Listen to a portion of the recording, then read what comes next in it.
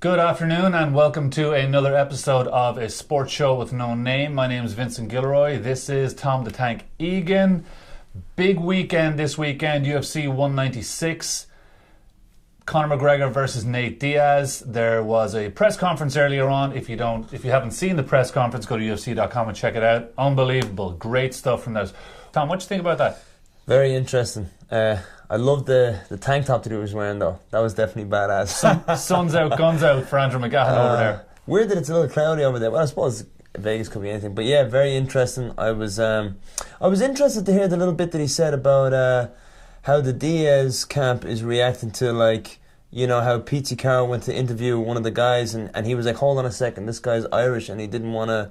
He was kind of reluctant, but then he did it anyways, but it was weird. Well, maybe it's one of those things where he feels like he doesn't want to give any information to people that he thinks Conor McGregor knows really well, and he can walk up to him and go, oh, well, you know what they're working on left hooks, or they're working on the takedown, or whatever it is they're working on. He doesn't want to give away too much information, which you can understand, but you don't have to be awkward about it. But at the same time, when you know that this guy's like got a mic and a camera and all this kind of stuff, you treat it like another media. I just found that it was almost, these guys it goes to show how serious the Diaz camp is taking this, because they don't even want to talk to Irish media, even though it would be the same info.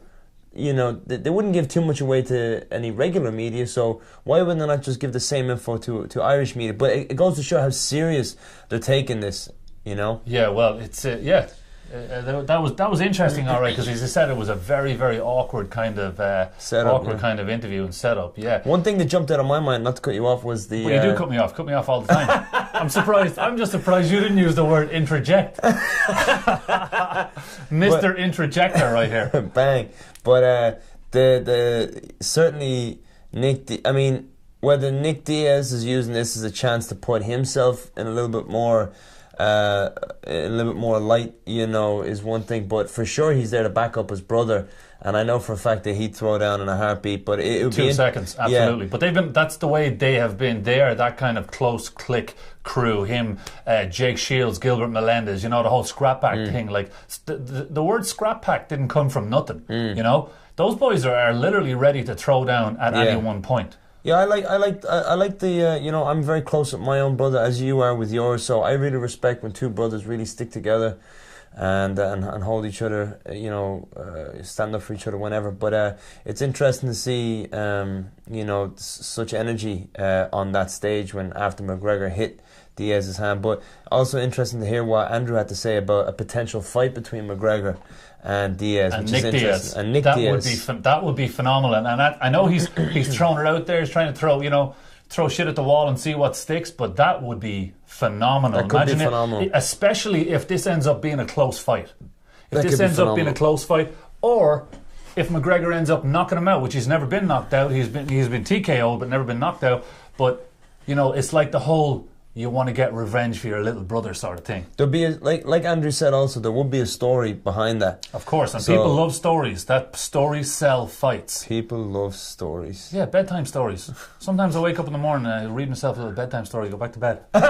Next thing you know, it's lunchtime. But Andrew did have a couple of interesting things to say about when it came to where he thought the fight was going to go, and who was it? Pete Carroll, he said he was going to finish it with a spinning head kick. Conor said that? No, he said Pete Carroll reckons that he's going to finish with a spinning head kick. Because he's been doing a lot of those with Ido Portal. I mentioned it in the episode we did, our last episode, about how, in my opinion, because of the height, I feel that a capoeira style spinning high kick, spinning hook kick would not be the best idea, only because of the height. Conor has great range with his kicks, but with that style you have to place your hand on the ground, and it does take some height off the kick. I believe if Conor stuck to his karate or sport karate or taekwondo style spinning kick where you're upright and he could time it off his left hand, he'd give him a 1-2 down the middle, and then off of that 1-2 come back and spin high. That could also be something that he could use. Well, it's going to be very interesting, and as I said to Andrew earlier on, I think it could be the first fight in UFC history that's finished by a spinning heel liver kick. Almost like a hook kick to the body. Like a hook kick to the body, finishes it with the heel deep in there, Could happen. And if he doesn't finish it with that, he could put him down with that. And as I don't see McGregor doing one of those like walk off Mark Hunt sort of things, because McGregor has that instinct. As soon as the guy gets down, he's dead straight after him. Conor would never do it. I could never see Conor doing a walk off KO, because he is so about the finish. You know, like. Not that I'm not using Anderson Silva as an example of somebody who's not about the finish, but you would never see McGregor do what Anderson did, hit the knee and walk away. He would dive on it until the referee is pulling him off. Exactly, and I'll tell you who that reminds me of, switching sports totally, is track and field, 110 metre hurdles from around the 1990s. Colin Jackson, Welsh guy, ran for Great Britain. The amount of races that he won by dipping at the end of the race. If you ever watch some of his races, he literally steals races at the end. He doesn't run to the tape, he runs through the tape. Yeah. And that's kind of how McGregor goes. He keeps going. It's not like, as I said, Mark Hunt like hits like walk off, knockouts. He'll knock a guy out, raise his hands in the air. Not that he's an asshole, because it can be perceived as a bit of an asshole thing to do. Mark Hunt's one of the nicest guys in MMA, and he's an absolute legend. He's been around. But that's how McGregor finishes fights. He goes for that. He runs through the tape and not to the tape. Right, exactly. Yeah, I'm very interested in the things that Andrew had to say.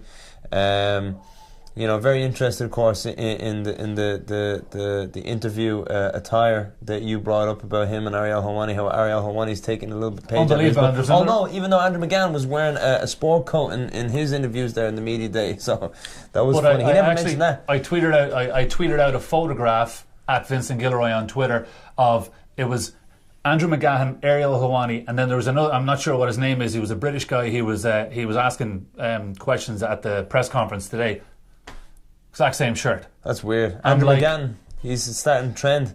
He is starting trends. Yeah, do you know what? You've made it when if people start dressing up as Andrew McGahon for Halloween. You've made it then. It's definitely the red plaid shirt. But I was really interested in all that stuff that he had to say. Particularly, of course, with the whole storyline, depending on how this fight goes, and turning it into like you said, a family feud. Yeah, between McGregor and the Diaz brothers. Yeah, that would be quite interesting indeed. As I said, I think McGregor's going to win it, probably end the second round. If it goes to 3 rounds, that'd be great, because it's funny, because in a way some people feel cheated from the Jose Aldo fight because they didn't get to see enough of Conor McGregor. They're literally playing just the tip with Conor McGregor. Like McGahon said, you had the from the Seaver fight is when we really got to see Conor transitioning as a martial artist. He got to really expose and show a lot of his abilities in there. Then then the Mendez fight, he spent a lot of time on his back, but then he was hampered by injury, which is what McGahon said. And then of course the very quick Aldo fight. So potentially, if Nate Diaz comes in with some fire, but I'm just repeating what Andrew said, which is something that I really liked that he talked about. If he comes in with some fire and the fight gets dragged into the second or third round, we will get a chance to see how much McGregor has actually improved, and how much the things that he's been doing to improve himself as a martial artist. See all that come to light. Yeah, he said at the press conference today, McGregor did, that he feels like they were asking how the fight's going to go and all that kind of malarkey, and he was like, I'm going to toy with them. I feel like he wants to get in there and he wants to go 2 or 3 rounds. I feel like he wants to get those, not to say get the rounds under his belt or whatever. And obviously, as we know, if the finish comes up at any point in the fight, he's going to take him. But I have a serious feeling that he is going to seriously enjoy himself in there.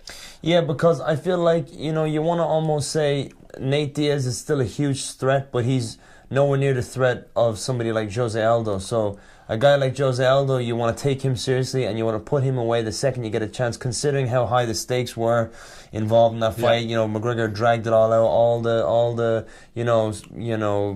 banter that went on before the fight, the lead up, all that kind of stuff. So he wanted obviously to put Aldo away quick, but in this case it could very well be a night like when he fought Seaver, experimenting, testing, not rushing, and seeing what happens, enjoying himself. Yeah, and Andrew actually made a good point when I talked about the fight going to the ground and who would be better, jiu-jitsu wise. Obviously he was saying that if it was a gi jiu-jitsu match, you know, Diaz would have the upper hand. But when you mix in those strikes, and if he's, as you said, it'll be Nate Diaz's guard versus Conor's half guard. If he can get, and if Diaz gets tested with one of those big left hands that McGregor precisely throws, as opposed to people who start wailing. From being on top. On top. On the ground.